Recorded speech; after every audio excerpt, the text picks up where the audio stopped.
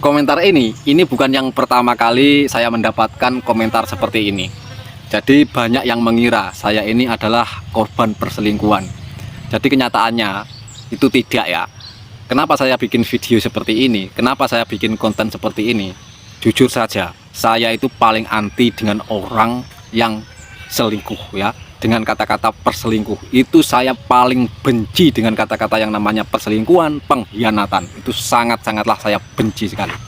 Kenapa saya bikin konten seperti ini? Supaya kalian itu terbuka pikirannya, bahwasanya yang namanya perselingkuhan itu tidak dibenarkan. Dan saya yakin yang namanya perselingkuhan itu tidak akan pernah hidup bahagia ataupun hidup nyaman. Karena perselingkuhan itu sudah menyakiti dari salah satu pihak ya. Jadi intinya yang namanya selingkuh itu dilakukan dengan sadar. Tidak ada kata hilap dalam perselingkuhan.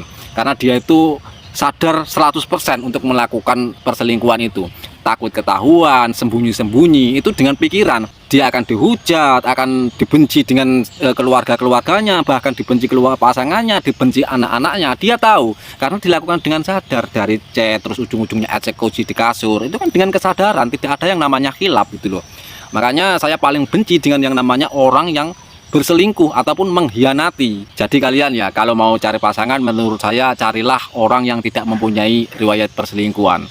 Karena kalau kalian itu mencari orang-orang yang sudah pernah berselingkuh, itu akan cenderung ngulang.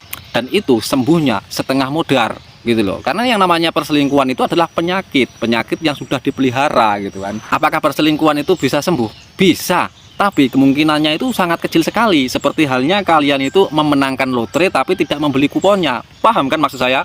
Jadi sangat-sangatlah susah. Jadi kalau dia itu memang mau sembuh, mungkin ada sesuatu ganjaran dari Allah yang sangat besar ya. Ada tragedi, mungkin dia sudah habis-habisan, mungkin dia dikasih ganjar sakit, mungkin dia itu sudah tidak bisa apa-apa untuk melakukan sesuatu, bahkan kematian gitu loh.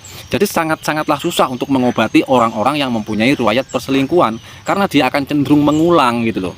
Jadi saya tegaskan sekali lagi, saya bikin video ini bukan karena saya itu adalah korban perselingkuhan ya.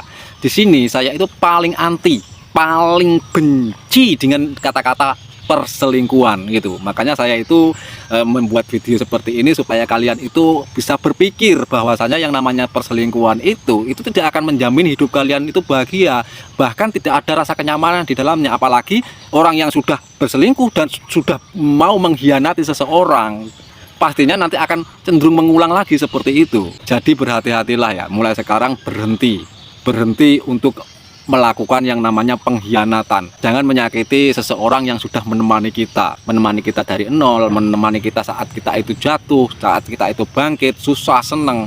Syukuri apa yang ada. Jadi intinya mulai sekarang buat kalian ya yang sebagai pelaku perselingkuhan, berhenti mulai sekarang, jangan diteruskan. Tobat nasuha sampai ke akarnya. Insya Allah pastinya nanti akan diberikan jalan termudah oleh Allah untuk membina rumah tangga yang sakinah, mawadah, warohmah.